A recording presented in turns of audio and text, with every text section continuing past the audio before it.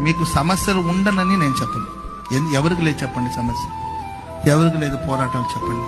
మన పోరాటాలు, శ్రమలో, కష్టాల్లో కూడా మన నోటి మీద చిరునవ్వు చెరగకుండా, మన హృదయంలో ఉన్న ఆనందం ఆవిరైపోకుండా మనం అన్ని సందర్భాల్లో సంతోషంగా ఉండాలి.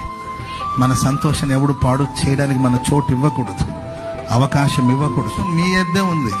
ఎవరి దగ్గర ఉందండి సంతోషం? మీ సంతోషం మీ యొద్ద ఉంది. ఈ సంతోషాన్ని ఇచ్చింది ఎవరు? యేసయ్య ఇచ్చిన సంతోషం. ఈ సంతోషం ఎవరి సొంతం? నీ సొంతం, నా సొంతం, మనందరి సొంతం. ఈ సంతోషం ఒక్కడు తీసేస్తాను అంటే వీలు పడుతుందో చెప్పండి?